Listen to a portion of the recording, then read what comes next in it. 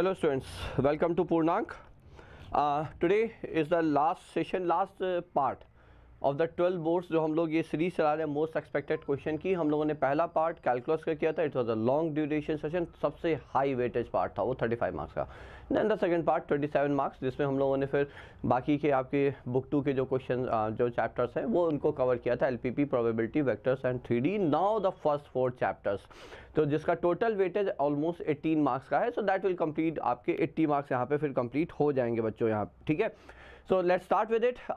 First 4 chapters आपका set relation function, sorry it's not set here, so type of relation, relations and function, then inverse trigonometric function, matrices and determinants. Okay, so I think everything is fine, I hope so, है ना. Audio video is I believe clear है. ठीक है, तो चलिए start करते हैं. Just let me once check it. Okay, right. सो पहला क्वेश्चन है, let R be a relation defined on the set of natural number N such that. तो रिलेशन आपका यहाँ पर ये है, R is the relation such that 2x plus y is equal to 41. So x is related to y. ठीक है, ये जो ऑर्डर पेयर आपका लिखा जाता है, रिलेशन आर को सेट के फॉर्म में लिख के ऑर्डर पेयर लिखा जाता है. Abhilash, how are you? I am fine बेटा. Abhilash, I am fine. Hopefully आप भी अच्छे होगे.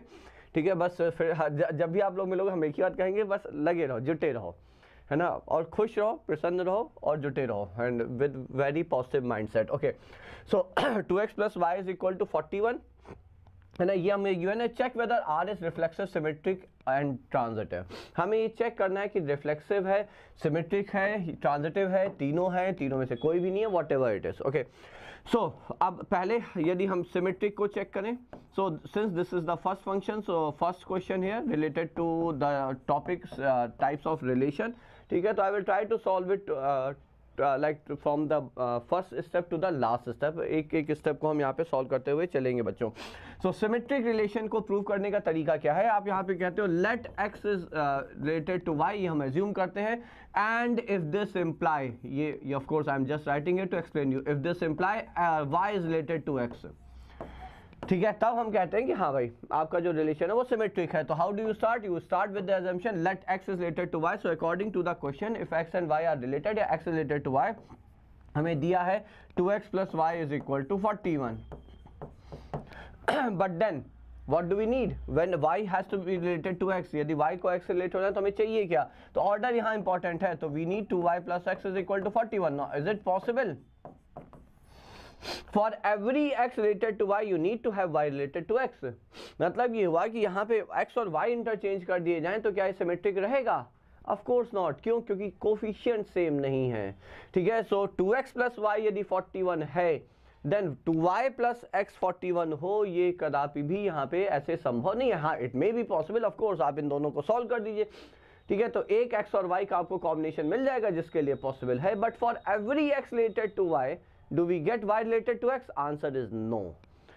ठीक है, आंसर इज नो. अच्छा, इसको आप कैसे कर सकते हो? उसको आप ऐसे, अब आप सोच रहे हो हम प्रूव कैसे करेंगे. दो तरीके हैं. देखिए, यदि आपको दिख रहा है कि it's not a reflexive relation, it's not a symmetric relation, what ever it is, ठीक है, यदि आपको दिख रहा है वो नहीं है, तो एक सिंगल एग्जाम्पल भी आप दे देंगे and that will be sufficient. एक सिंगल एग्जाम्पल भी सफिशियंट होगा to claim that it's not a symmetric function or it's not a reflexive function or it's not a transitive function. But यदि prove करना है कि वो सिमेट्रिक है तो एग्जाम्पल्स विल नेवर वर्क, ये ध्यान रखिएगा. तो यहाँ पे यदि हम चाहते हैं, अभी हम कर भी देंगे कि हम एग्जाम्पल से भी इसे कर सकते हैं and we can do it very easily. But ठीक है, पहले इसे यदि हम स्टेप बाय स्टेप चलें तो हमें चाहिए क्या? हमें दिख रहा है हमें 2y प्लस x चाहिए, तो हमें 2 चाहिए. Multiply both the side bye 2 here, तो ये हो जाएगा 2y plus 4x is equal to 82. तो 2y plus x is equal to 82 minus 3x. यही तो हुआ, क्योंकि हमें 2y प्लस x चाहिए. Now is it 41 for every x? Of course not. क्या ये 41 के हर x के लिए 41 के इक्वल है? नहीं है. तो मतलब for every x related to y we don't get y related to x, hence this is not a symmetric function. ठीक है, नाउ एज आई सेड एक एग्जांपल ले लेते हैं. तो देखिए, एग्जांपल के लिए सिंपल है. x को आप रख लीजिए यहाँ पे 20, भाई 41 चाहिए तो y हो गया 1. सो आप 2x प्लस वाई कितना हो गया? 41. So that means 20 is related to 1. ठीक है, बट इज 1 रिलेटेड टू 20? तो क्या 2 into 1 plus 20 is it 41? Of course not. ठीक है, तो 20 तो 1 से रिलेटेड है, but 1 is not related to 20।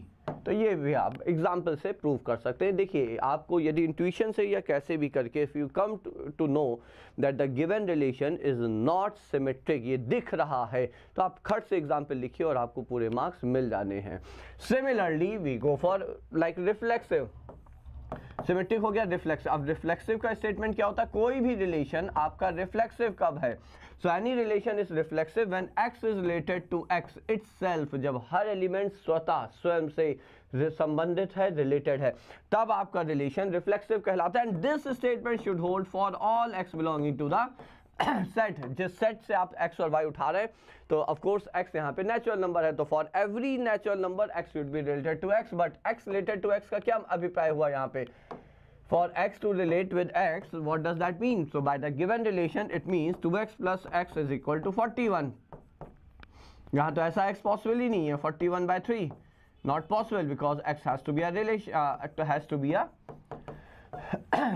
what natural number। अच्छा moreover मान लीजिए एक x आ भी जाता, मान लीजिए 42 होता तो एक x आ जाता, but what does that mean? For every x, her x के लिए यदि इस स्टेटमेंट को होल्ड करना, याद रखिएगा रिफ्लेक्सिव प्रूव होने के लिए मोस्ट ऑफ द टाइम्स आपको आइडेंटिटी स्टेटमेंट आएगा।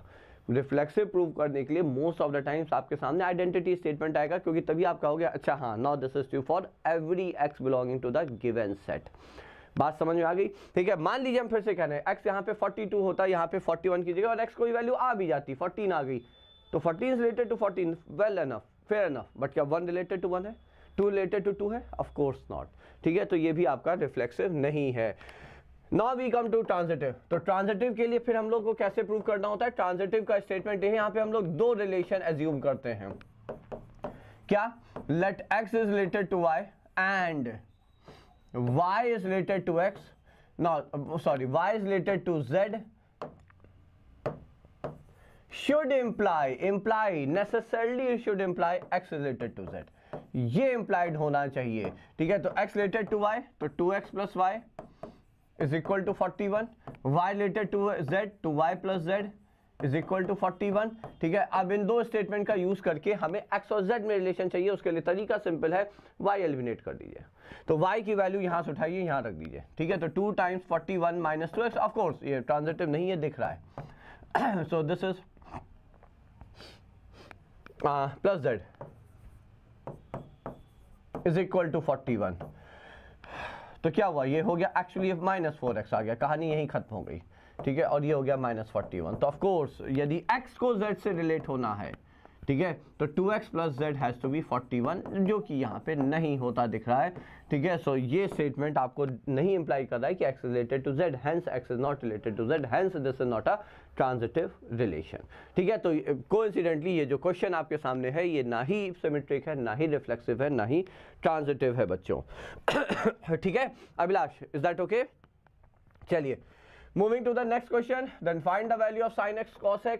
देखिए कॉट इनवर्स आपको यहाँ पे गिवन है, इस तरह के क्वेश्चंस के लिए आप लोग बिल्कुल तैयार रहेंगे, इज इक्वल टू x। ठीक है, तो ये एक चीज आपको गिवन है। कॉट इनवर्स का रेंज क्या है बच्चों? कॉट इनवर्स का रेंज है, कॉट इनवर्स t का जो रेंज है वो है, this is from -0 to pi. ठीक है, कॉट इनवर्स का रेंज है 0 टू पाई, मतलब यहाँ पे ये इम्प्लाइड है कि x जो है वो आपका 0 से पाई के बीच में है। I think this much is clear to everyone. Okay, तो अब यहाँ से आपको पता चला कॉट ऑफ x इज -1/5।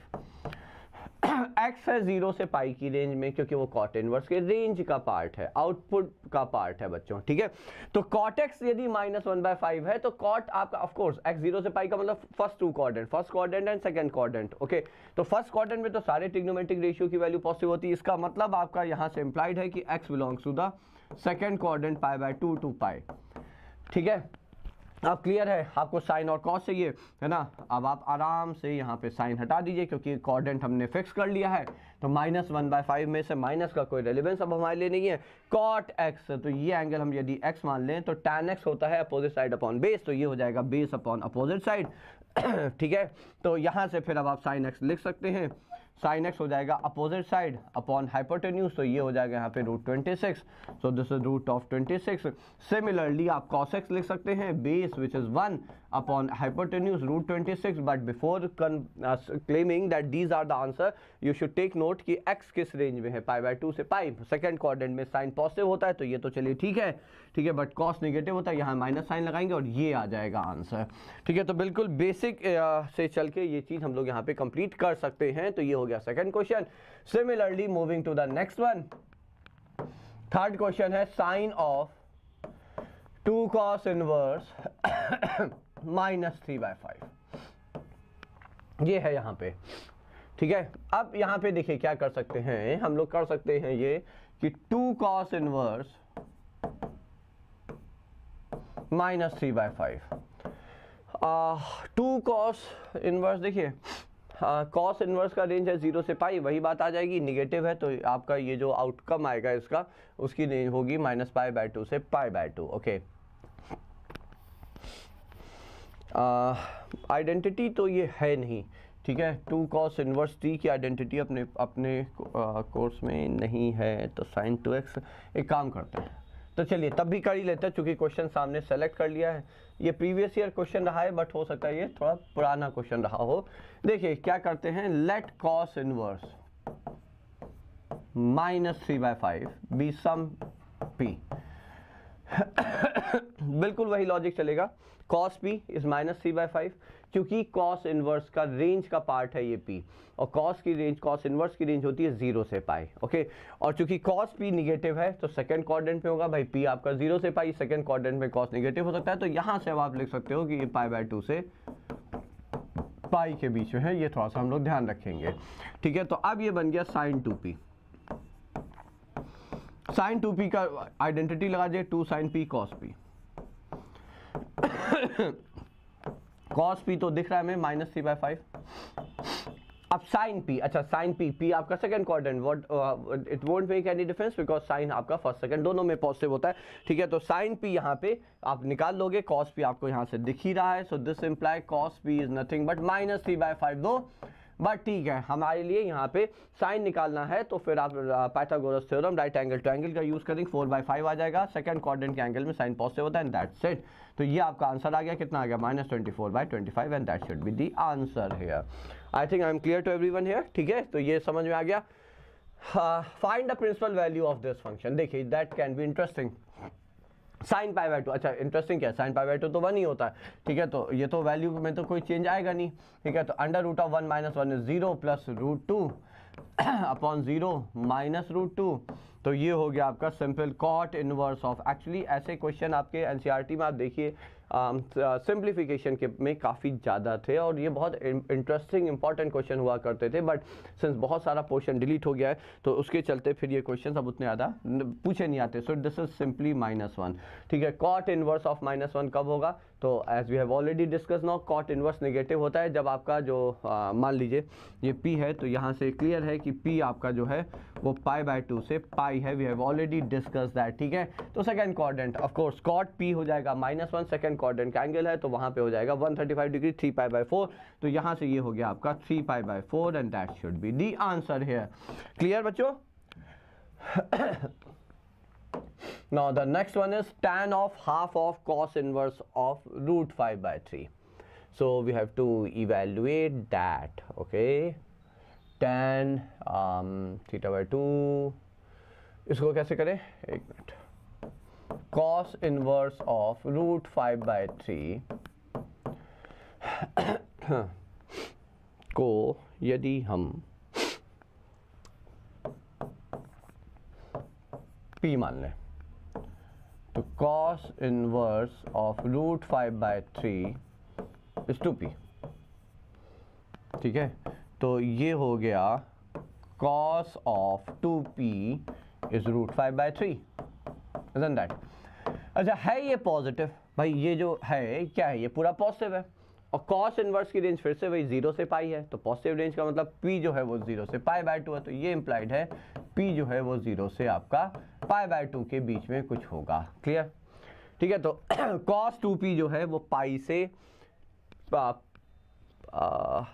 0 से पाई के बीच में हो जाएगा। अच्छा, ये भी ठीक है, कोई बात नहीं।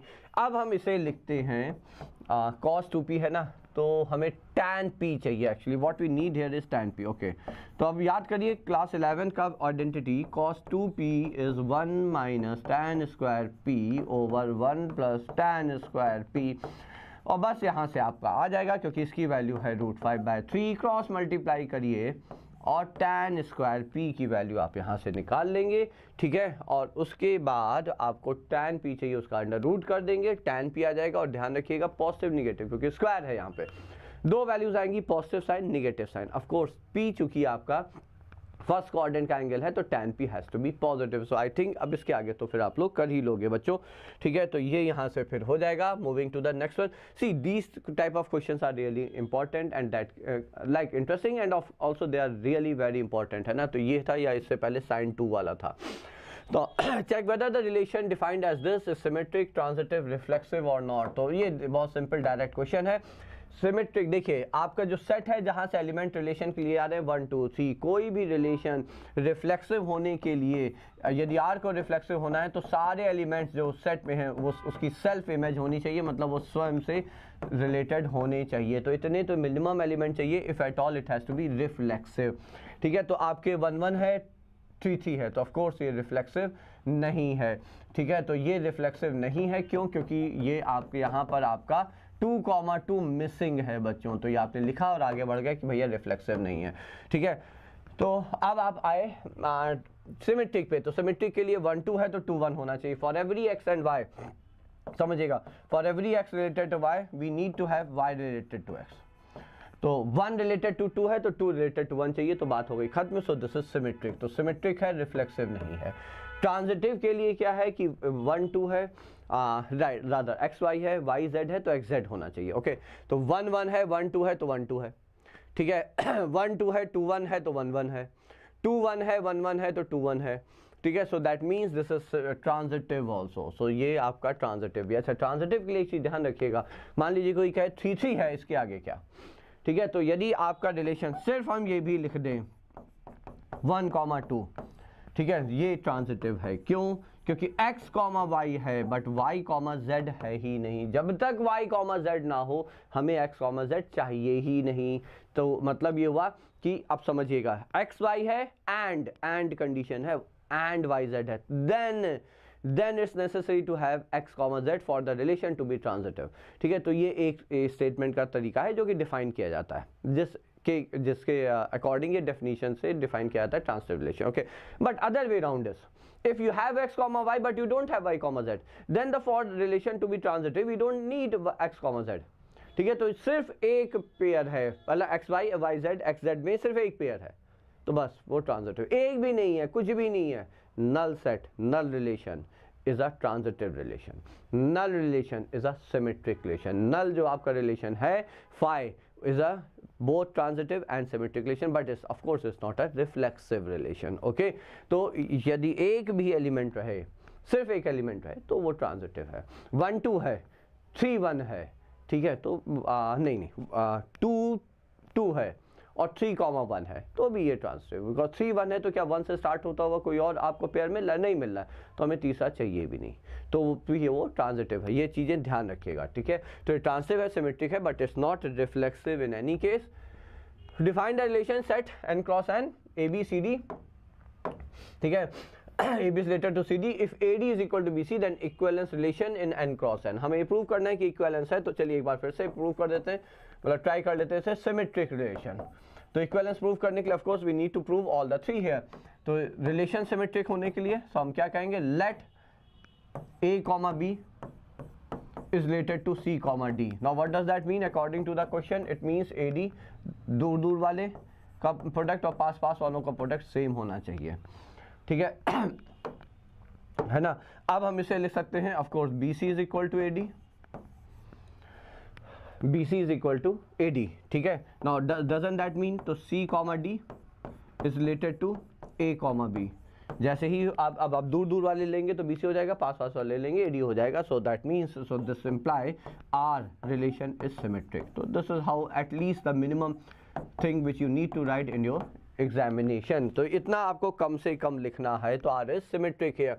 नाउ व्हाट फॉर रिफ्लेक्सिव के लिए देखिएगा, अब यहाँ पे इंटरेस्टिंग है जो हमने बात शुरू में बोली थी कि रिफ्लेक्सिव यदि आपको स्टेटमेंट से प्रूव करना है तो you need to get an identity statement, ठीक है। तो अब आप मानोगे रिफ्लेक्सिव के लिए what we need to prove let a comma b is related to a comma b, and we have to prove that this statement is true for every pair a comma b, for all possible pairs a comma b and b are natural number. Now what does that mean? That means dur ab is equal to ba. Now isn't that an identity statement?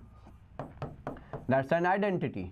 मतलब this is true for every a and b. भाई ऐसा कोई A B हो सकता है जिसके लिए A B और बी ए इक्वल ना हो? ऑफ कोर्स नहीं हो सकता, ठीक है। आइडेंटिटी स्टेटमेंट है, so that means so therefore a comma B is related to a comma b for all a comma b belonging to the cross product of natural number set, ठीक है। So that's what I said when earlier we were looking for a relation to be reflexive और not, कि यदि reflexive prove करना है, ठीक है, तो फिर आपका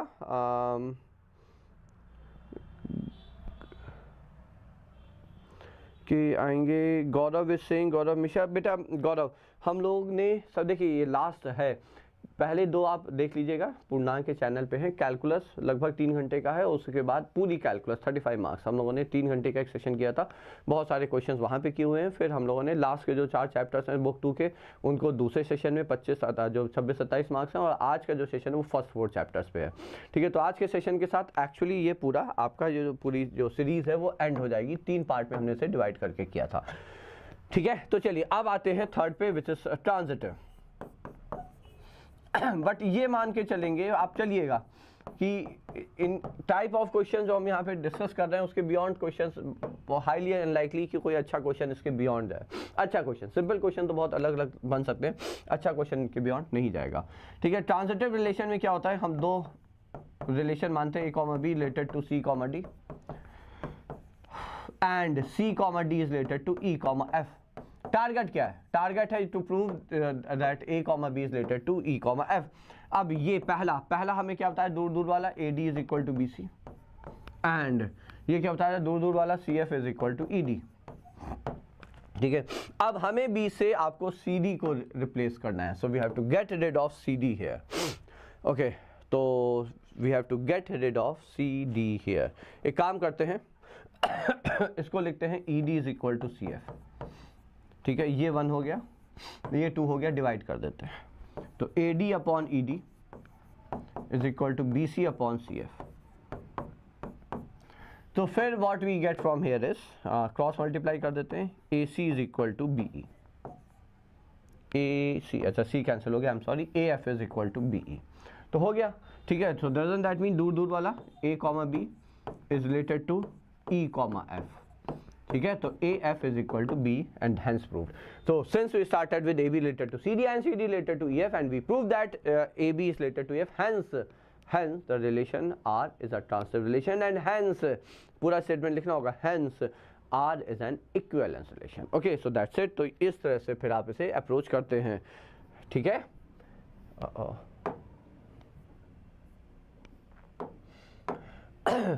Given a non-empty set, define the relation R in P of X such that for AB belongs to P of X, AB belongs to R if and only if prove that R is reflexive,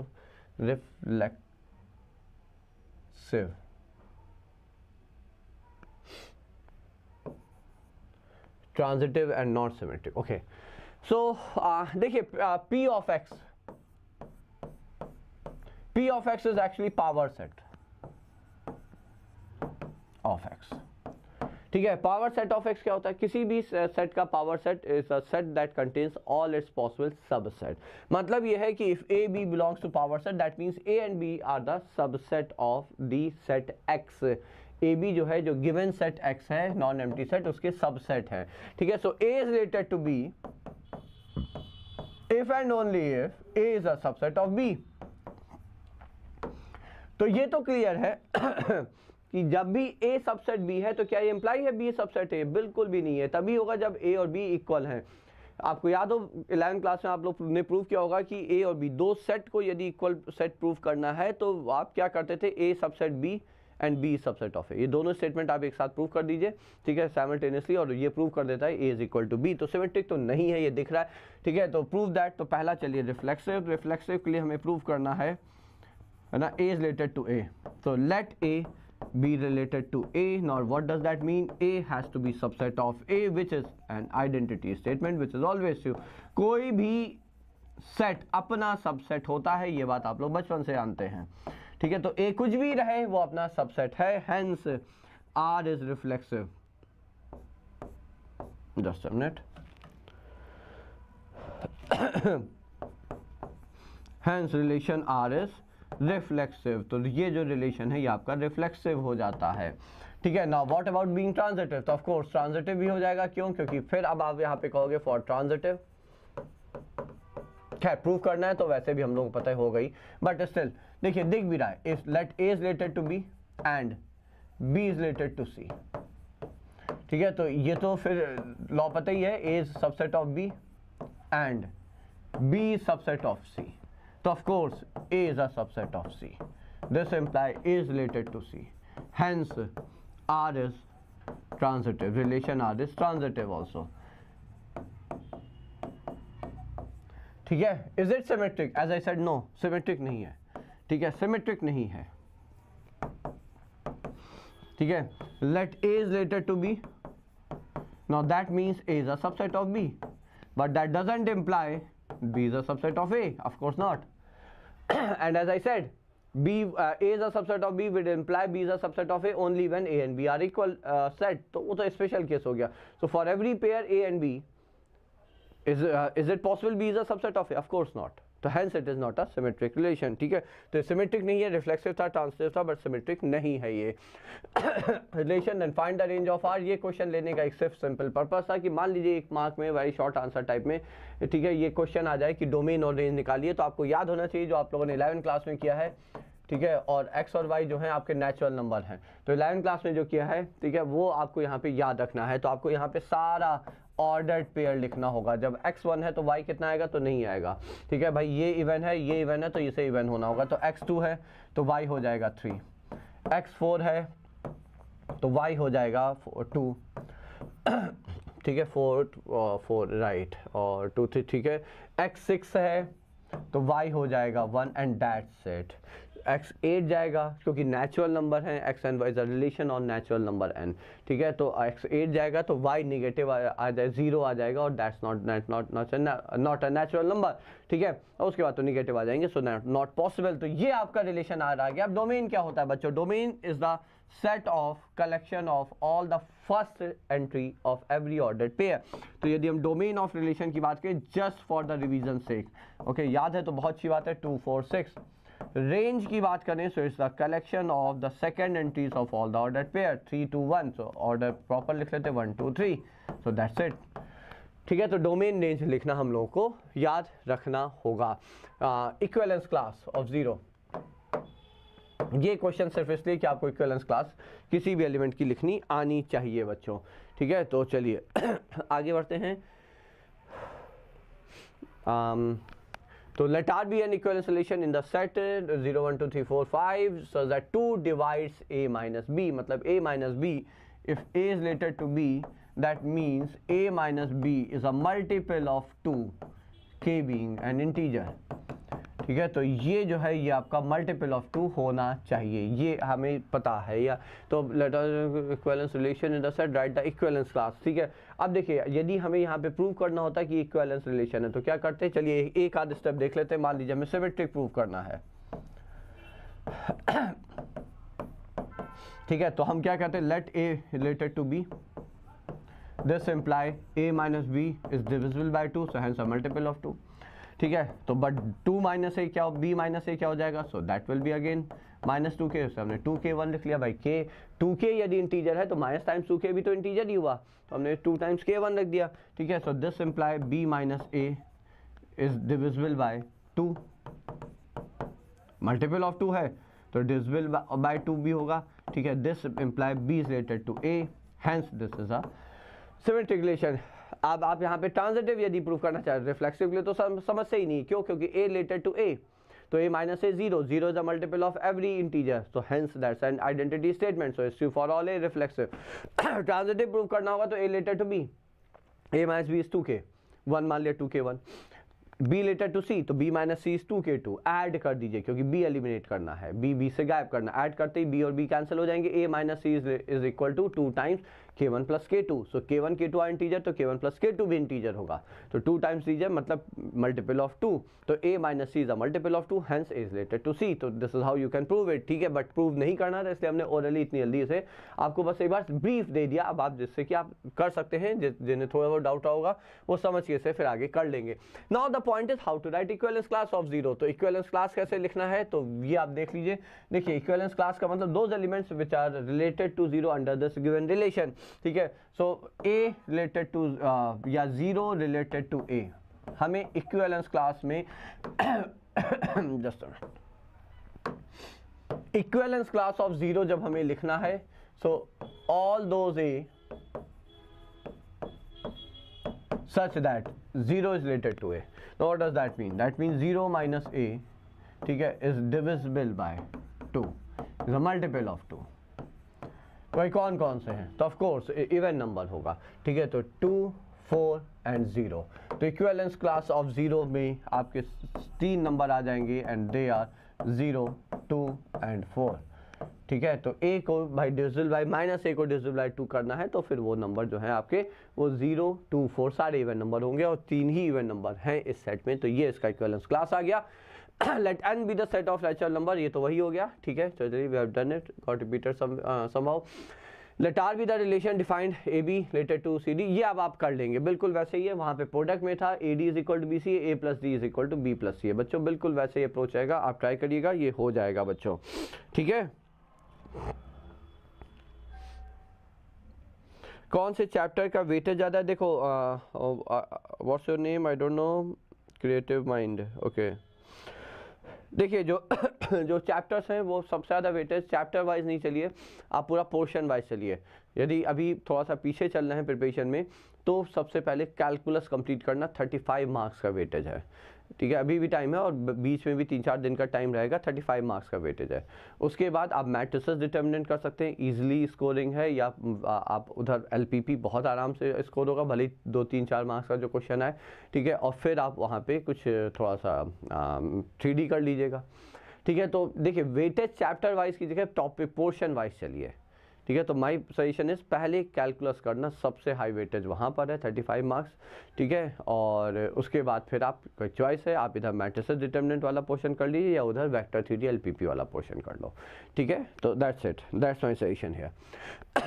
तो ये I believe ये हो जाएगा।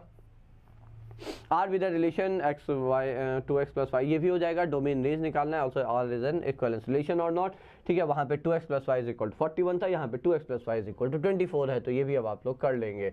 Similar the logarithmic function f where f goes from r plus to r defined by fx is equal to log x to the base a greater than 0 not equal is a bijective function, show that, ठीक है। तो एक दो question जो हम लोग जब bijective function पे कर लेते हैं, 1 on 2 फंक्शन हमें यहाँ पे प्रूव करना है, ठीक है। तो log x, तो चलिए पहले हम कहेंगे फॉर 1 फंक्शन,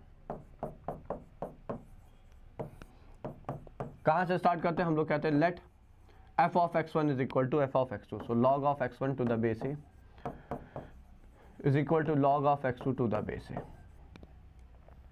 where ये पूरा लिखना होगा, x1 x2 belongs to the domain, और डोमेन है आपका 0 to infinity, positive real number, ठीक है, ये लिख दिया। नाउ व्हाट, हमें पता है 1 होना है, तो we start with fx1 is equal to fx2 and we should be able to conclude that x1 is equal to x2 is the only possibility, याद रखिएगा, is the only possibility, that's what we have to conclude, okay। तो अब आप log को उठा के इधर ले आएंगे, so log of x1 to the base a minus log of x2 to the base a is equal to 0, ये हो जाएगा log of, property of log हमें पता है, इसको हम लिख सकते हैं log of x1 by x2 0, ठीक है। log ऑफ एनी इनपुट, 0 कब है, जब वो जो इनपुट है वो सिर्फ एक पॉसिबिलिटी है, वो 1 है, तो यहाँ से अब आपका हो जाता है x1 is equal to x2 is the only possibility, और कोई पॉसिबिलिटी नहीं आई, एक ही पॉसिबिलिटी है। We started with fx1 is equal to fx2 and we concluded with x1 is equal to x2, hence this is a 1-1 relation, injective relation. Now what about being on to, तो on to के लिए क्या करते हैं, for on to,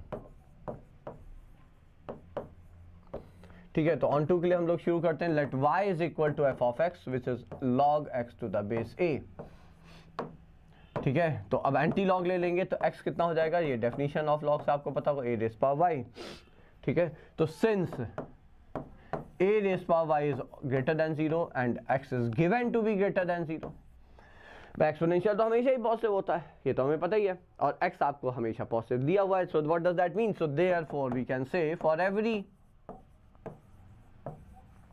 y belonging to real number, ठीक है, we get x belonging to r positive such that y is equal to log x to the base a. See, that's how what you need to finally write whenever you are trying to prove a function to be an onto function, ठीक है। onto function आपको prove करना, somehow यदि आपको strike नहीं कर रहा है बच्चों कि onto है या नहीं, आपने कुछ किया, ये स्टेटमेंट आप बिल्कुल लिखना नहीं भूलेंगे, ठीक है। थोड़ा सा मतलब हो सकता है आप यहाँ से समराइज ना कर पा रहे हो सकता है आपको ना ही दिख रहा हो, डजेंट मैटर।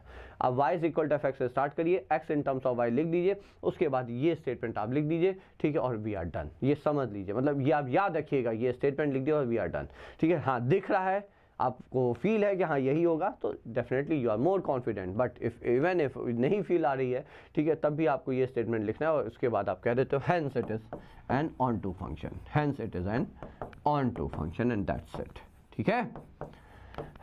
तो ऑन टू भी है, वन वन भी है, तो hence the function is a bijective function. ये हो गया आपका प्रिंसिपल रेंज, आपको वैल्यू निकालनी है, ये हो जाएगा sine of minus pi by two is -1, tan inverse of -1 is 3 pi by 4, sorry tan inverse की रेंज है -π/2 to π/2, ठीक है, तो it will be -π/4, my mistake, okay. Sine of tan inverse x where mod x is less than 1 is equal to, यहाँ पे फिर से वही यूज कर लीजिए, tan इनवर्स x को हम p मान लेंगे, ठीक है, और यहाँ पे साइन इनवर्स x निकाल लेते हैं, तो tan p is equal to x हो गया।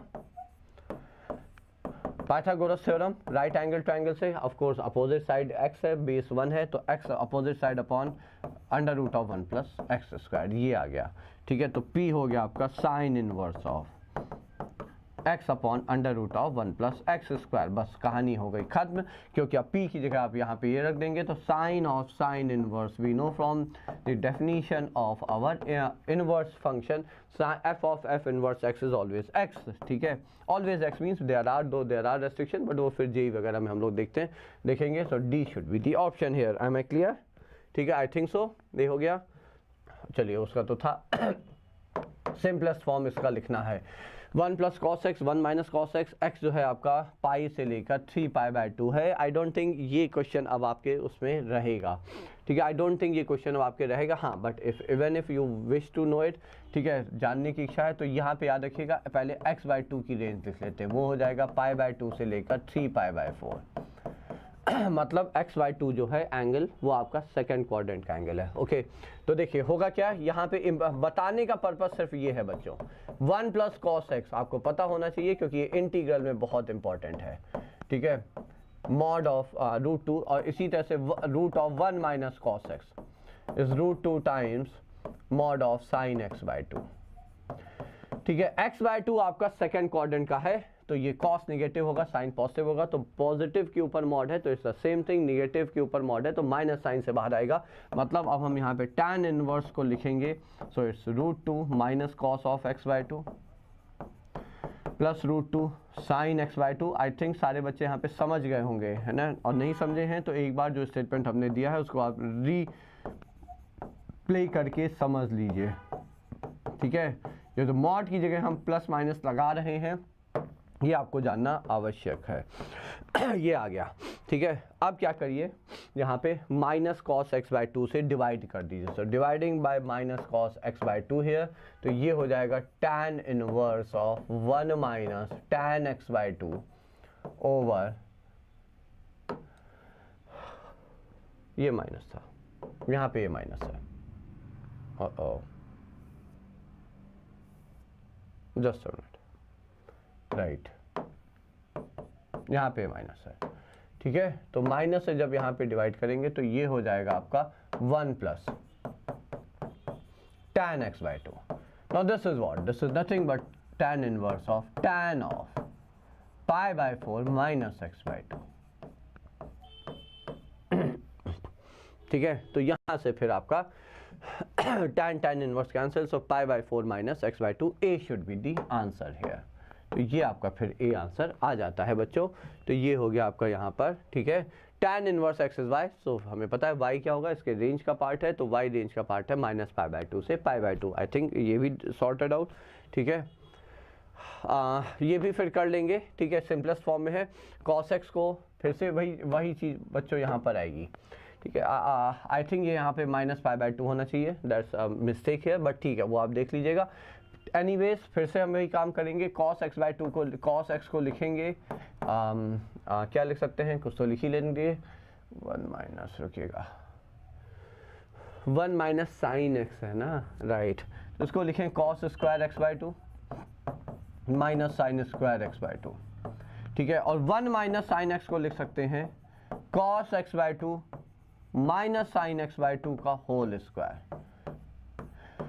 डिवाइड करेंगे, cos x/2 minus sin x/2 cancel होगा, ऊपर बचेगा cos x/2 plus sin x/2, नीचे बचेगा cos x/2 minus sin x/2। cos x/2 से डिवाइड कर देंगे, 1 plus tan x/2 upon 1 minus sin x/2 tan π/4 plus x/2, ठीक है। तो tan ऑफ π/4 प्लस x/2, फिर अच्छा यहाँ पे वो तो रूट तो कुछ है नहीं, ठीक है, so then you can use it. फिर एक बार आप देख लीजिएगा, ये हो गया। No that's it. So those were the questions related to our function chapter, है ना। तो ये हो गया आपके फंक्शन चैप्टर से संबंधित कुछ प्रश्न। अब जरा आगे बढ़ते हैं और देखते हैं मैट्रिसेस डिटर्मिनेंट्स के क्वेश्चंस। ओके बच्चों, ठीक है। So now let us solve few questions related to matrices determinant. Just a minute, जहाँ से आप 10 मार्क्स का क्वेश्चन एक्सपेक्ट कर सकते हैं। हाँ जी, तो ए बी का इनवर्स है ये, if A is this, B is inverse is this, right. Just a minute, यदि कोई बच्चा सॉल्व कर रहा है तो उसे आप मीनवाइल सॉल्व कर सकते हैं।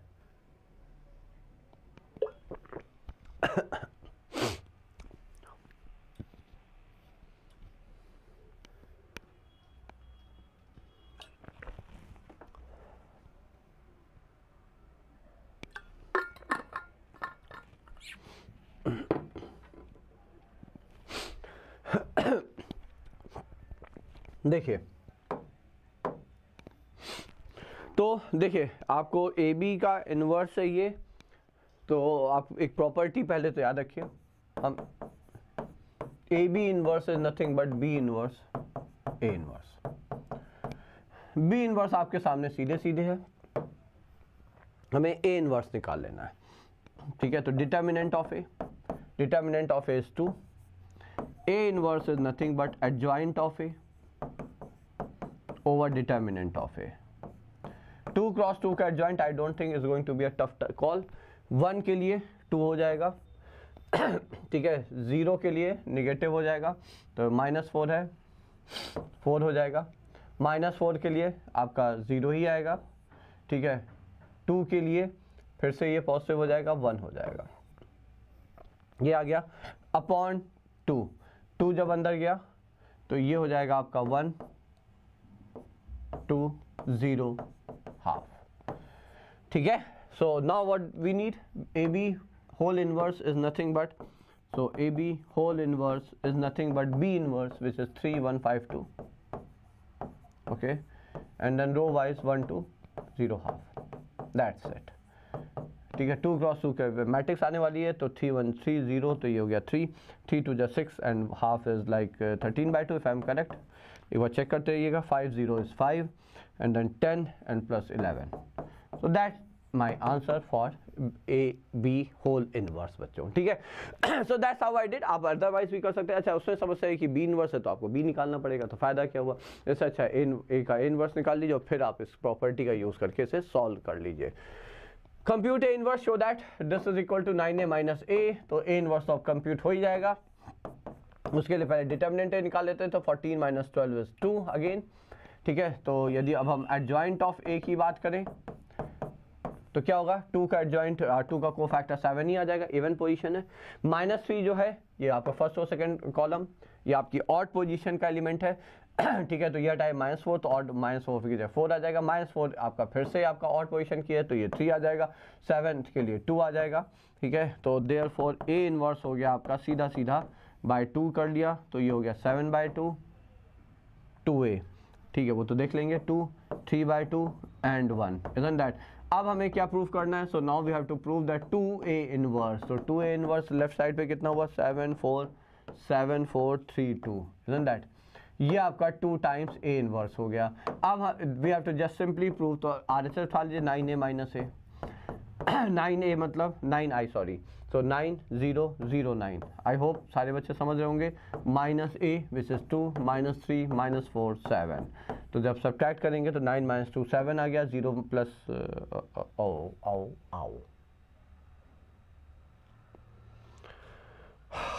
ये कहा हुआ,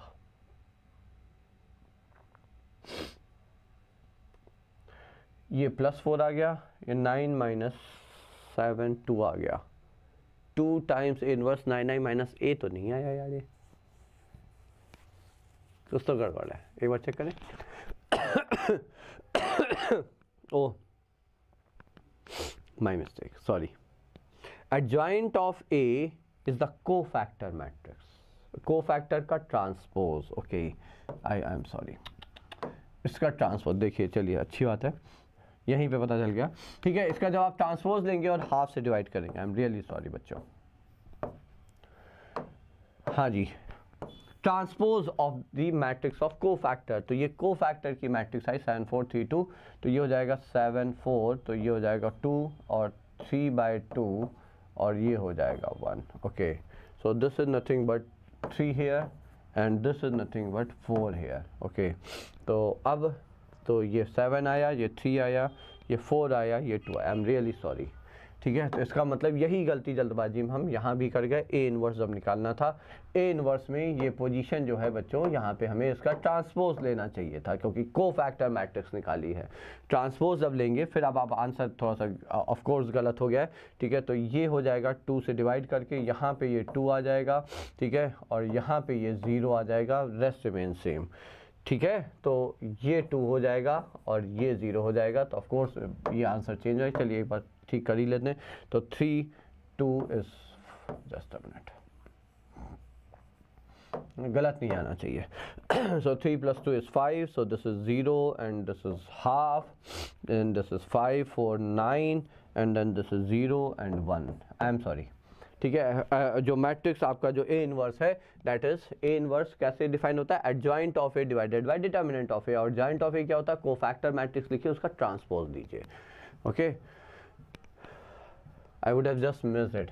चलिए कोई बात नहीं, मतलब गलती हो गई तो हो गई, अब क्या करेंगे? ए ट्रांसपोज का इनवर्स निकालना है। अच्छा, this is same as like, ये आप जान लीजिए ए इनवर्स का ट्रांसपोज, चॉइस आपकी है, कोई खास डिफरेंस पड़ नहीं रहा है, तो पहले A inverse he, A transpose ही लिख लीजिए। तो ये हो जाएगा, फर्स्ट रो जो है वो फर्स्ट कॉलम हो जाएगा, second row will be second column, third row will be third column. ठीक है, अब यहाँ पे बहुत ही धैर्यपूर्वक आपको यहाँ पे कोफैक्टर की मैट्रिक्स निकालनी होगी। तो मान लीजिए हमने C11 लिखा, C12 लिखा, C13 लिखा, पहले रो के जो एलिमेंट्स हैं उनके कोफैक्टर्स लिखे।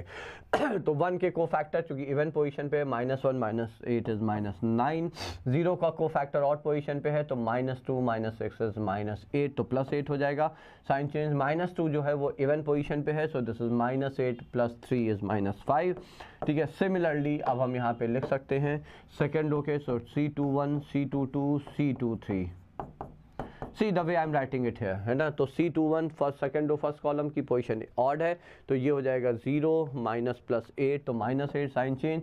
ये पोजीशन इवन की है -1 की, तो इसके लिए हो जाएगा आपका ने ये रो ये कॉलम हटा दिया, तो 1 + 2 7 + 6 7, तो ये 7 हो जाएगा। 2 फिर से ऑड पोजीशन पर आ गया, तो 4 -4 हो जाएगा। ठीक है, now the third for the third row, so C31 C32 and C33, third row first column फिर से आपका ये एलिमेंट जो है इवन पोजीशन वाला है, तो 0 -2, तो ये हो गया इवन पोजीशन है तो -2 सेम साइन के साथ आएगा। ये ऑड पोजीशन है 4, ठीक है, तो ये हो जाएगा 2 एंड देन -4 इज -2, तो ये 2 हो जाएगा साइन चेंज। C33 हो जाएगा आपका -1, इवन पोजीशन है तो ये हो जाएगा -1। अब आप देखिए हमने ऑलरेडी यहाँ ट्रांसपोज कर दिया है जो फर्स्ट रो के एलिमेंट्स है उनके कोफैक्टर को फर्स्ट कॉलम के form, second column, third column. तो यहाँ से अब आपको दिख रहा है देयरफॉर, ठीक है। एक बार जब डिटर्मिनेंट ए भी निकाल ही लेते हैं। डिटर्मिनेंट ए कितना आ जाएगा, first element into like 1 into -9, तो -9, ठीक है। एंड देन -2 तो +2 इंटू 8 16, नहीं कोफैक्टर तो यहाँ पे आ गया तो -2 is -16, okay. And then 3 into -5 is -15, ओ तेरी, तो सब कुछ नेगेटिव ही हो गया, कोई बात नहीं। तो ये हो जाएगा आपका 16 15 24 40 -40। तो अब ए इनवर्स क्या है, तो देखिए ए इनवर्स को यदि हमें लिखना है तो हमने लिखा -1/40 times first column -9 8 -5, second column -8 already यहाँ पे ट्रांसपोज हो चुका है बच्चों। एंड देन -2 2 1 -2 2 -1, ठीक है। तो यदि कैलकुलेशन में कोई मिस्टेक नहीं है तो ये आपका फिर यहाँ पर इन्वर्स हो जाता है, ठीक है। तो एक बार यहाँ बनता है कि हम इसे चेक करें, 2 मिनट ध्यान रखिएगा बच्चों, ठीक है।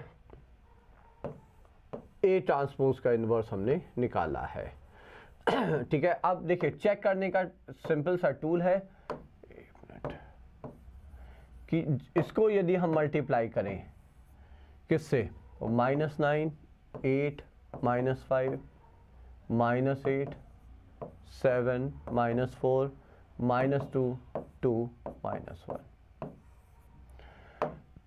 इसको यदि हम मल्टीप्लाई करें तो पहला एलिमेंट 1 आना चाहिए, आइडेंटिटी, ठीक है। याद रखिएगा -1/40 भी है, तो ये हो गया -9 और 0 और 10, तो ये हो गया देखिए गड़बड़, बिस्मिल्लाह टेढ़ा हो गया। ओह नहीं, यही सब कैलकुलेट किया है ना, इसके तो नहीं किया था।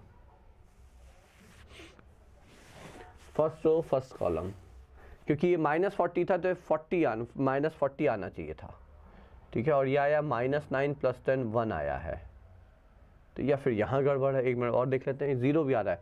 फर्स्ट रो सेकंड कॉलम देखते हैं, 1 -8 0 +8 0 आ रहा है। दिस इज -2 0 +2, हाँ यार। डिटर्मिनेंट एक बार फिर से देखते हैं। डिटर्मिनेंट ए हो जाएगा 1 -1 -8, सो इट्स 1 इंटू -9 आया, ठीक है। Then -1 +2 into this is 0 +8, okay 8 आया, ओके। एंड देन +3 इंटू +16 था, ये पहले ही सही लिखा था। फिर +3 इंटू एंड दिस इज -2,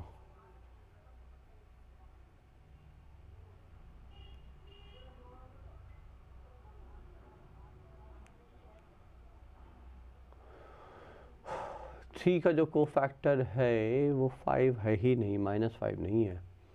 3 का जो कोफैक्टर है वो 0 and this is 2, and how come I wrote -5,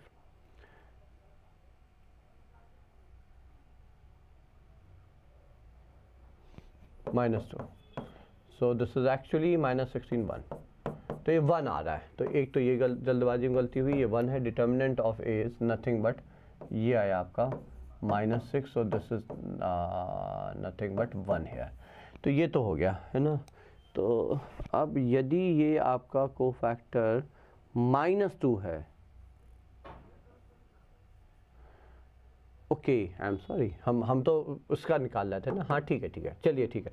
तो इसका मतलब अब ये आंसर सही है, डिटर्मिनेंट ए में गलती थी, क्योंकि हम यहाँ से अभी डिटर्मिनेंट ए निकाल रहे हैं और कोफैक्टर तो इसके लिए देख रहे थे ऑफ कोर्स, ठीक है। तो यहाँ पे इसका कोफैक्टर के लिए -2 के लिए वही आएगा, ठीक है। दैट्स डन, इट्स डन, ठीक है। इसका मतलब बाकी सबको सही था, डिटर्मिनेंट ए की कैलकुलेशन में गलती थी, सो दैट्स इट। तो ये हो जाता है आपका यहाँ पे question, so this is how we do it. ये है, तो ये तो खैर बच्चों सब आप जानते ही हैं, है ना। x+1 दो डिटर्मिनेंट है ना, सॉरी मैट्रिसेस नहीं है, डिटर्मिनेंट है, ठीक है। तो फिर आप यहाँ पे क्या करेंगे, क्रॉस मल्टीप्लाई किया तो x+1 into x+2 -x -3 into x -1 is equal to 4 3 12 + 1 13। Solve करेंगे वैल्यूज ऑफ x, तो सिंपल सा x आपका यहाँ पे आ जाएगा, सिंगल वैल्यू x की आ जाएगी। फाइंड a² -5a, प्लस 4i, hence find the matrix x which satisfy this.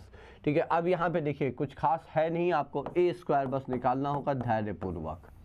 So 2 0 1 2 1 3 1 - 1 0 into A hair जो कि है 2 0 1 2 1 3 1 - 1 0।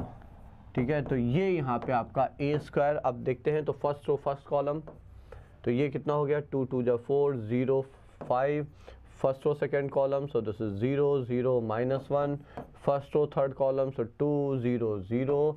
इसी तरह से second row first column 4 6 9 second row, तो 0 1 -3 -2 सेकेंड रो थर्ड कॉलम 2 3 5 0। ठीक है, फिर थर्ड रो फर्स्ट कॉलम तो 2 -2 0 एंड देन 0 देन 0 -1 -1 देन -1 -3 -4, ये आ गया आपका ए स्क्वायर। ठीक है, तो नाउ इट्स डन। ठीक है, ए स्क्वायर 5a अब तो सब कर ही लेंगे, तो अब जरा ऐड करते हैं। तो ए स्क्वायर है 5 -1 2 9 -2 5 0 -1 -4 -5a। ठीक है, तो प्लस कर देते हैं, -5 अंदर लेके चले आते हैं। ए से मल्टीप्लाई करेंगे तो -10 0 -5 -10 -5 -15 देन -5 5 0 प्लस 4i, तो 4 0 0 0 4 0 0 0 4। अब बस आप इसे धैर्यपूर्वक सॉल्व कर लें, whatever we get is the answer।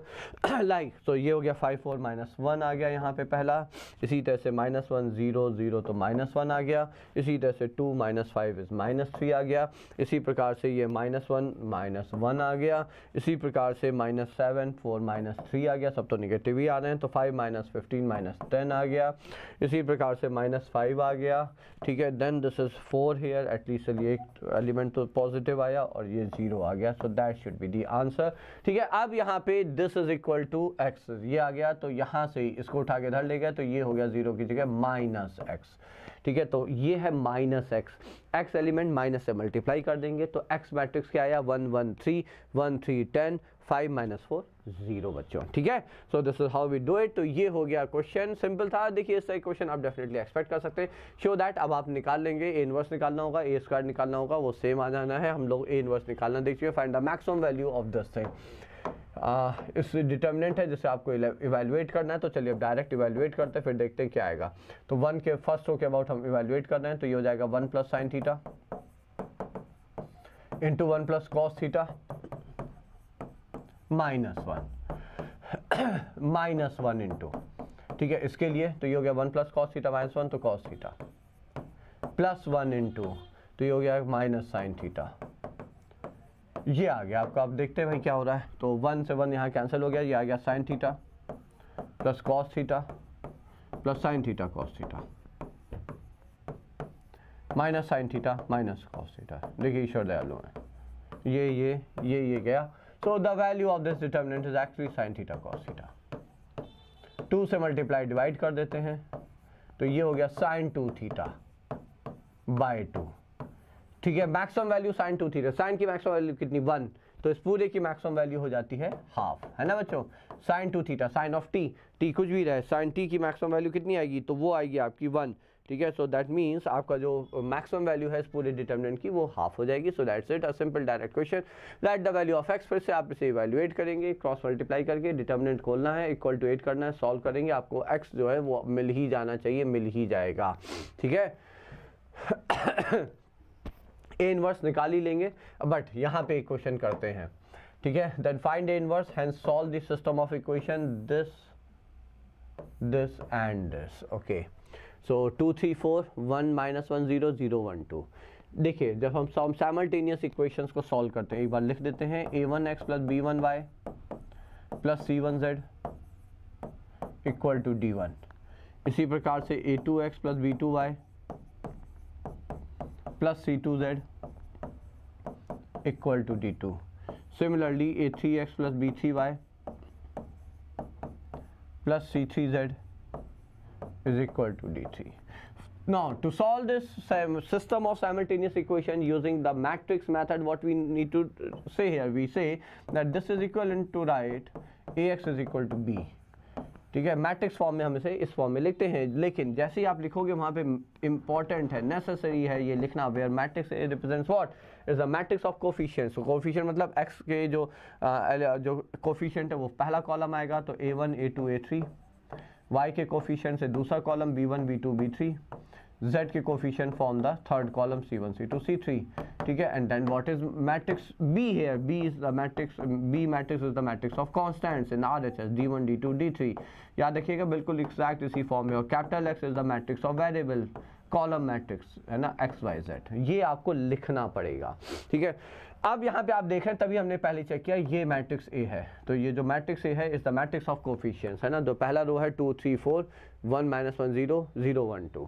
ठीक है, इसका इन्वर्स. अब इसे हमें यदि सॉल्व करना है तो ए एक्स प्लस बी हमें चाहिए क्या, हमें तो एक्स वाई जेड की वैल्यू चाहिए, मतलब हमें कैपिटल एक्स मैट्रिक्स चाहिए. So A X is equal to B multiplying both the side by inverse, तो ये हो जाएगा A inverse A X is equal to A inverse B. हमें पता है यदि आप किसी मैट्रिक्स को उसके इनवर्स से मल्टीप्लाई करते हैं तो आइडेंटिटी मैट्रिक्स आता है, तो ये मिलकर आइडेंटिटी हो जाएगा और ये हो गया ए इनवर्स बी. और आइडेंटिटी मैट्रिक्स आइडेंटिटी कहलाती इसीलिए है because if you multiply any matrix bye I you get back the same matrix and hence you get A inverse x. ये है. ठीक है, तो बस बात सीधी सी है, यदि आपका ए इनवर्स आ गया तो एक बार चलिए ट्राई करते हैं जल्दी से. 2 3 4 1 -1 0. सो A is 2 3 4 1 -1 0 0 1 2 if I am correct. 0 1 2 okay. ठीक है, इसका इन्वर्स निकालने के लिए सबसे पहले डिटर्मिनेंट निकालते हैं. डिटर्मिनेंट कितना हो जाएगा, so this is 2 times -2 then -3 times 2 then +4 times 1. so this is -4 गया -6. ये आ गया आपका determinant. Let me check it quickly, या कुछ ऐसा. ठीक है, अब जरा को factor matrix C11 C12 C13.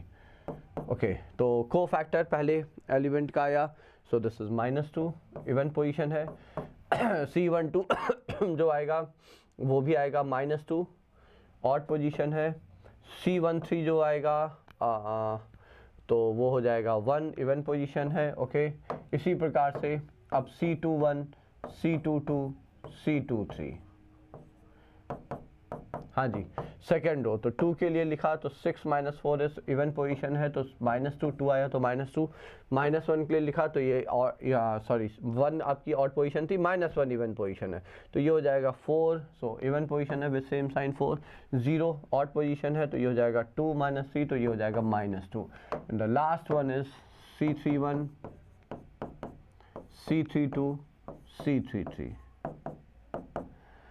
हाँ जी, तो इसके लिए इवन पोजीशन है तो -3 0 -4 4 तो ये 4 ही रहा. 3 2 ऑड पोजीशन है तो ये हो जाएगा आपका 0 -4 तो ये भी 4 हो गया. C33 इवन पोजीशन है तो -2 -3 -5. ओके, तो इन्वर्स है -6 आपका याद रखिएगा. डिटर्मिनेंट है, इन्वर्स हो जाएगा -2 -2 1 -2 4 -2. तो एक बार लिखते हैं A इन्वर्स is -1/6 times -2 -2 1. एक बार चेक करते चलते हैं. -2 4 -2 -2 4 -2 4 4 -5 4 4 -5. ये आ गया. ठीक है, अब इनटू बी यहीं पे कर रहे हैं आप, ऑफ कोर्स अलग से करेंगे. बी मैट्रिक्स जो है, जो मैट्रिक्स ऑफ कोफिशिएंट है वो है 17 3 7. So this is 17 3 7. Now this should be equal to the matrix of variable x Y z. ठीक है, अब जरा सॉल्व करते हैं. सो एक्स वाई जेड, देखिए इसका एक चेक हमेशा याद रखिएगा. So I'm not claiming here with the before solving कि ये हमेशा अच्छा ही होगा. आदर्श कैसे हो बेटा? हेलो, हाउ आर यू आदर्श बेटा? ठीक है, बट इसका एक चेक है जो आप हमेशा याद रखेंगे, बोर्ड एग्जाम में क्वेश्चन आएगा और आएगा ही आएगा, मान के चलिए, ठीक है, इस तरह का। तो जो वेरिएबल की वैल्यू है वो हमेशा इंटीजर होनी चाहिए, ये आप चेक की तरह से याद रखिएगा, ठीक है। अब जब निकालते हैं तो ये हो गया -34 -40 28, कितना बचा -12, ठीक। तो -1/6 टाइम्स -12, तो बिस्मिल्लाह तो सही है ना, प्रारंभ प्रचंड है। तो -34 + 12 -22 + 28, क्या बात है, 6 17 -6 11 -35, तो -24, राइट। अब देखिए -6 को आप अंदर ले गए, ठीक है, तो ये हो गया 2 -1 4, सारे के सारे इंटीजर। यहाँ से अब आप कह सकते हैं कि x कंपेयर करेंगे 2, y हो जाएगा -1, z हो जाएगा 4, चूँकि सारे इंटीजर आ गए तो हम मान रहे हैं कि सही है। चलिए, जो सबसे आराम से सबसे सिंपल कंडीशन थी, ठीक है, x - y = 3, चेक कर लीजिए, x - y = 3, ठीक है। तो एक इक्वेशन सेटिस्फाई हो गई, इंटीजर्स आए तो वैसे भी हम श्योर हो गए ये सही ही होगा। हाँ आदर्श बेटा,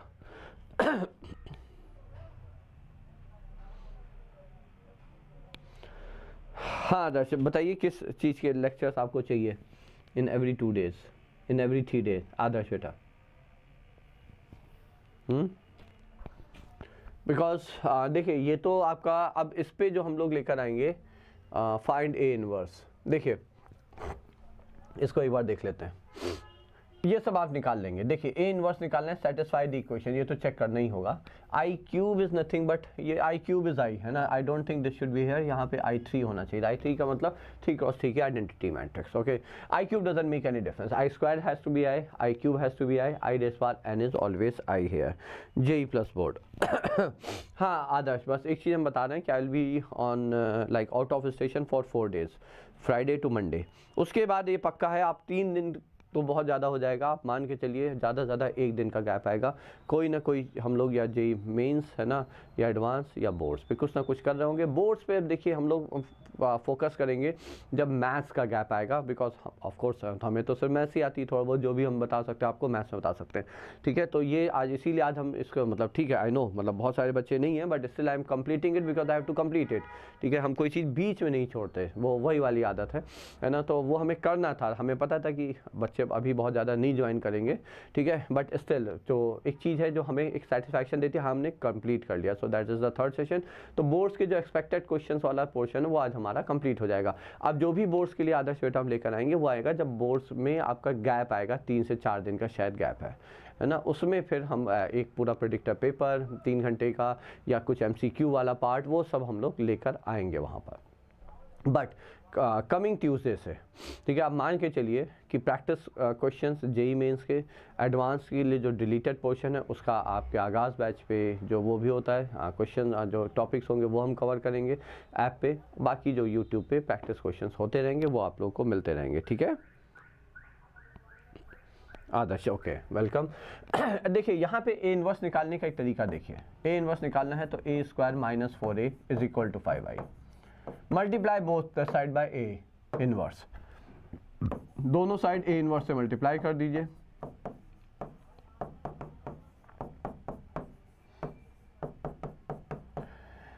आइडेंटिटी मैट्रिक्स की खास बात ये है कि A inverse into A is I, so this is I into ए।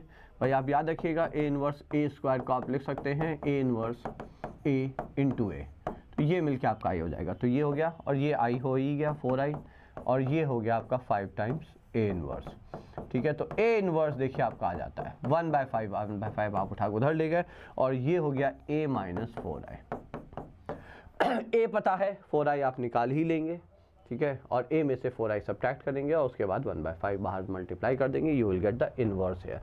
तो यदि ये रिलेशन आप प्रूव कर लेते हैं तो यहाँ से इनवर्स निकालने का ये सीधा सा तरीका है बच्चों, ठीक है। So that's it, I think ये भी है, तो ये सब अब आप वेरीफाई करिएगा बिकॉज काफ़ी लंबी मेहनत है, ठीक है। a into adjoint of a, ठीक है, ये एक्चुअली क्या है, ये आपका आ जाता है वहीं से a इनवर्स के रिजल्ट से, a inverse is adjoint of a over determinant of A, multiply both the side, but I am not saying कि इससे करना है, ये बिल्कुल भी नहीं करना है, ठीक है, बट माई पॉइंट इज कि ये आया कहाँ से, है ना, तो ये यहाँ से आया है, ये हो गया आई, तो डिटर्मिनेंट ए उधर आ गया, तो determinant A into I matrix, identity matrix is A times adjoint of A,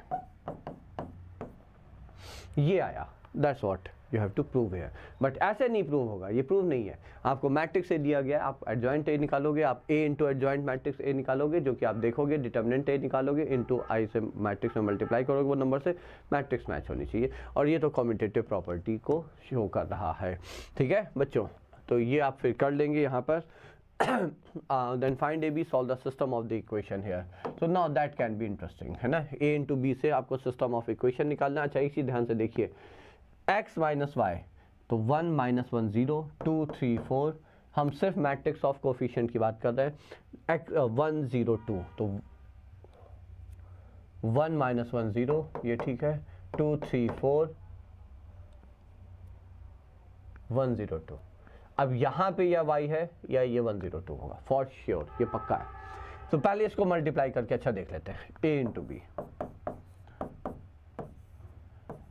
1 this is 1 minus 1 0 2 3 4 0 1 2, यहीं से पता चल जाएगा, 2 2 minus 4 minus 4 2 minus 4 2 minus 1 5।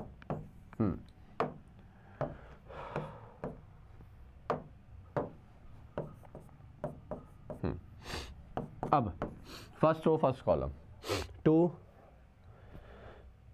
4 6, okay, 2 minus 2 0, ठीक है, minus 4 4 0 fine, 4 minus 12 minus 8 plus 8 0, 4 8 minus 4 4 आए, 4 10 minus 4 6, okay, minus 8 minus 12 20 0, 0 minus 4 4 0, okay, 0 2 minus 2 0, okay, minus 4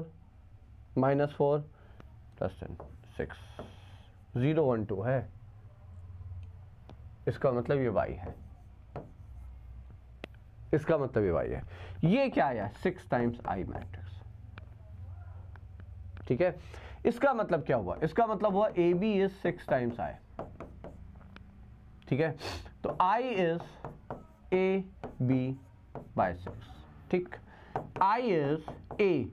अब आप समझिए ये जो मैट्रिक्स है ये मैट्रिक्स ऑफ कोफिशिएंट्स है, तो हमने एक वाला कर लिया और यहां पे कर दिया B by 6, just a minute,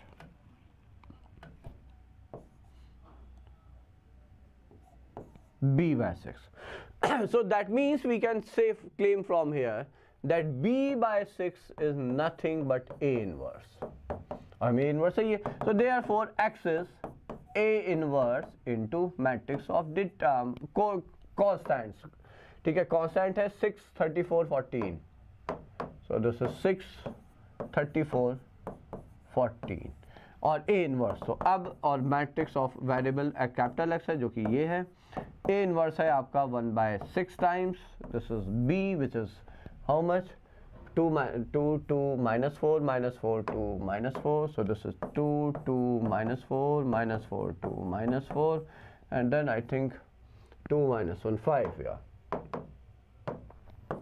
2 minus 1 5, ठीक है, into 6 34 14, as I say integer आना चाहिए, हाँ जी, तो 12 हो 68, इट्स 80 माइनस 14 56, 80 56 इज 24, चलिए अभी तक तो ठीक, minus 24 68 is like minus 24 and 68 44 है ना, and then this is minus 56 44 minus 56 is minus 12, अभी तक भी ठीक है, तो 12 minus 34 is minus 22 and then 70 minus 22 is 48, सब बढ़िया, सब चंगासी, तो ये हो जाएगा 4 माइनस 2 और 6, ये आ गया इंटीजर, तो everything is fine. So x हो गया 4, y हो गया -2, z हो गया 6। आई थिंक सारे बच्चे यहाँ पे इससे एग्री करेंगे। So that is an as a really an important question here. ठीक है, तो ये यहाँ पे काफ़ी महत्वपूर्ण प्रश्न आपका बन जाता है इस टाइप का क्वेश्चन। एंड अब आप कर लेंगे 2 - 3 5, 3 2 - 4 1 1 -2। ये जो मैट्रिक्स दिया है ये कोफिशिएंट मैट्रिक्स ही है, इसका इन्वर्स निकालना ही होगा, वैसे भी निकालना होता, अभी आप निकालेंगे। ठीक है, इसको आप फिर यहाँ पे यूज़ कर लेंगे and you will get inverse here. So I am not going to solve this one and that's it for today. ठीक है, so I am done now. कोई बात नहीं, ठीक है। So I am done now, so that's it. तो ये आपका जो हमारी तरफ से जो एक्सपेक्टेड क्वेश्चन का पूरी एक सीरीज़ थी, पूरी क्या तीन पार्ट में हमने इसे डिवाइड किया था। I am repeating, calculus 35 marks, that was a long session. Reason सबसे ज़्यादा वेटेज, रीज़न इंटीग्रेशन के क्वेश्चंस की बहुत सारी वैरायटी। ठीक है, फिर आया आपका सेकंड पार्ट जहाँ पे हम लोगों ने रिमेनिंग 4 चैप्टर्स ऑफ बुक 2 किए, barring the calculus, integral calculus वाले छोड़ के। और अब ये थर्ड पार्ट है जो पहले बुक 1 के पहले 4 चैप्टर्स हैं। So we are done with the expected question. Now we will connect with you people जो बोर्ड एग्जाम दे रहे हैं बच्चे मैथ से। ठीक है, उनके साथ अब हम कनेक्ट होंगे बच्चों इन द लाइक गैप, जो गैप आएगा आपका है ना, शायद केमिस्ट्री और जो उसका मैथ्स का गैप है। ठीक है, वो 4 दिन का जो गैप है उसमें हम डेफिनेटली कनेक्ट होंगे। आपको प्रेडिक्टर पेपर, कुछ और लाइक MCQs, बुक 1 के इंपॉर्टेंट क्वेश्चन, बुक 2 के इंपॉर्टेंट क्वेश्चन, ये सब आपके साथ चलता रहेगा। और कुछ कंटेंट हम लोग अपलोड करते रहेंगे रिलेटेड टू मैथमेटिक्स, लाइक कुछ चैप्टर वाइज जो इंपॉर्टेंट क्वेश्चन हैं, टॉपिक वाइज इंपॉर्टेंट क्वेश्चन है, वो सब आपके सामने आते रहेंगे बच्चों। ठीक है, सो चलिए मिलते हैं। और फिर जेई के लिए I am going, I don't know, I am not sure about tomorrow, but हाँ ये पक्का है, ट्यूसडे से पक्का है। ठीक है, वो जो सीरीज स्टार्ट करेंगे जेई वाली वो फिर कॉन्टिन्यूसली आपकी चलती रहेगी। ठीक है, तो चलिए with that I will say good by two all of you, have a nice day. खूब अच्छे से पढ़िए, खूब पढ़ाई को एंजॉय करिए बच्चों। ओके, चलिए bye bye, good night to all of you, शुभ रात्रि।